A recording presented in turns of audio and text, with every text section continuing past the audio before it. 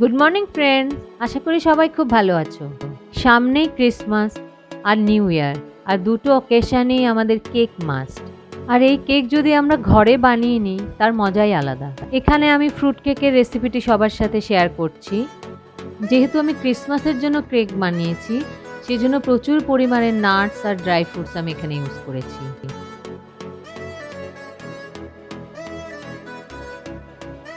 প্রথমে কি কি লাগছে পরপর বলে দিচ্ছি।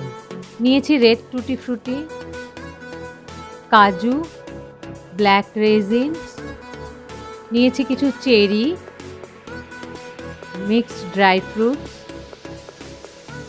গ্রিন টুটি ফ্রুটি, কিছু ওয়ালনাট বা আখরোট, আর লাগছে আমার fresh orange juice.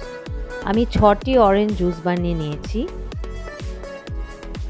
Brown raisin, orange টুটি ফ্রুটি, আর আমার সবথেকে প্রিয় চাল কুমড়োর মোরাব্বা। আমি কেকে এঁটে দিতে ভীষণ পছন্দ করি। প্রথমে একটি মাঝারি সাইজের বোল নিয়ে নিলাম, তাতে সমস্ত tutti frutti, dry fruits, fresh orange জুসে সোক করে রাখবো। এখানে অনেকেই ওয়াইন ইউজ করে, তো আমি তো ঘরে ওয়াইন ইউজ করিনি, ফ্রেশলি মেড অরেঞ্জ জুস আমি এখানে ইউজ করেছি।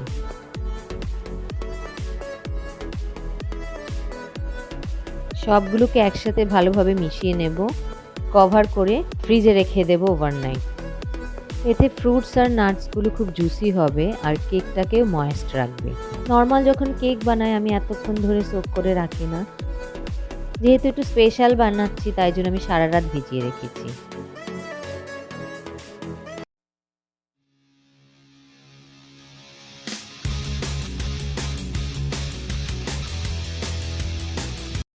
কেক বানানোর ফার্স্ট স্টেপ হলো বেকিং ট্রেটাকে রেডি করে রাখা।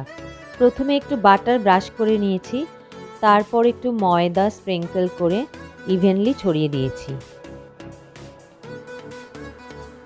এবার আমার কেকের ব্যাটার রেডি করার পালা। প্রথমে একটি বড় বোল নিয়ে নিলাম, তাতে আমি 250 গ্রাম বাটার মেল্ট করে দিয়েছি। দিয়েছি হাফ কাপ সাদা তেল। এবার দিয়ে দেব হাফ কাপ মতো পাউডার সুগার। পাউডার সুগার যদি অ্যাভেলেবেল না থাকে তাহলে পরিমাণ মতো চিনি নিয়ে মিক্সিতে মিক্স করে নেওয়া যেতে পারে। ভালো করে নাড়িয়ে পুরো চিনিটাকে মেল্ট করে নিতে হবে। এবার একে একে 5টা ডিম আমি এর মধ্যে মিশিয়ে দেব, আর ভালো করে নাড়িয়ে একটা স্মুথ ব্যাটার তৈরি হবে। 1 কাপ ময়দা আমি ভালো করে ছেঁকে নিয়েছি, আর এই ব্যাটারের মধ্যে অল্প অল্প করে মেশাতে হবে।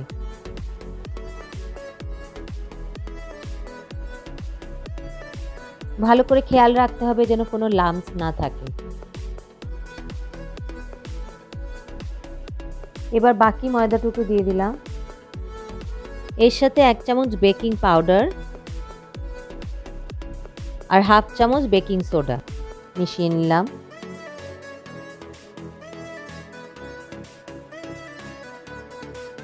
আবার ভালো করে মিশিয়ে নিতে হবে।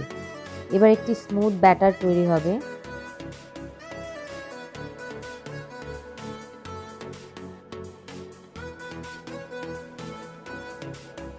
আগের দিন রাতে ভিজিয়ে রাখা নাটসগুলোকে ছেঁকে নিলাম আর জুসটাকে আলাদা করে নিলাম। এখানে বলে রাখি, কেক বানানো কিন্তু এমন কোনো কঠিন ব্যাপার নয়। আমি যে স্টেপগুলো বলে দিচ্ছি পরপর একটু ফলো করলে সহজেই পছন্দ মতো কেক বানিয়ে ফেলা যাবে।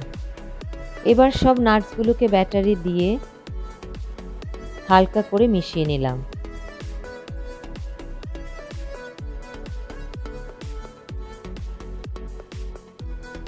এবার ট্রে ডেকোরেশনের পালা। ব্যাটারটি ট্রেতে ঢেলে দিলাম। খেয়াল রাখতে হবে ট্রেতে যেন কোনো বাবলস না থাকে। জারটা একটু প্যাট করে নিলাম, তাতে বাবলসগুলো বেরিয়ে আসবে। তারপর সমস্ত নাটস, চেরি, ড্রাই ফ্রুটস দিয়ে ভালো করে ডেকোরেট করে দিলাম। ডিসেম্বর সবসময় আমাদের কাছে খুব প্রিয়। এই সময়টা একটু বেড়াতে যাওয়া, একটু ময়দানে যাওয়া, জুতে যাওয়া, ক্রিসমাসে স্যান্টার গিফটের জন্য ওয়েট করা, কেক কাটা, আর তারপরই হলো নতুন একটি ইয়ারের শুরু। যাই হোক, কেক ডেকোরেশন অলমোস্ট ডান। এবার বেক করার পালা। প্রথমে মাইক্রো ওভেনটিকে প্রিহিট করে নিতে হবে। কনভেকশন মোডে 180 ডিগ্রিতে আমি 10 মিনিটসের জন্য প্রিহিট করতে দিলাম।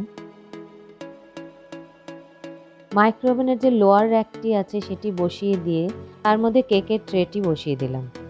এবার 180 ডিগ্রিতে 35 মিনিটসের জন্য আমি টাইমার সেট করে দিলাম।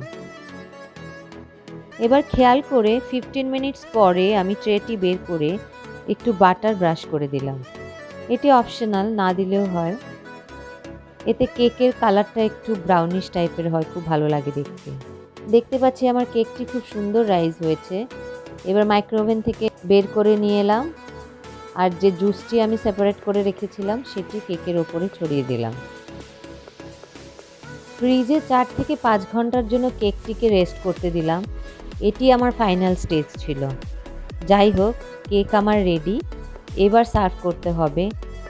কেটে নিয়ে যখন আমি দেখছি খুব সুন্দর ফ্লাপি একটি কেক তৈরি হয়েছে আর দেখতেও খুব ভালো লাগছে। আশা করছি আপনাদেরও খুব ভালো লেগেছে। এবার বাড়িতে অবশ্যই বানিয়ে ফেলুন আর আমাকে জানান কেমন হয়েছে। সবাইকে অসংখ্য ধন্যবাদ। সবাই খুব ভালো থাকবেন।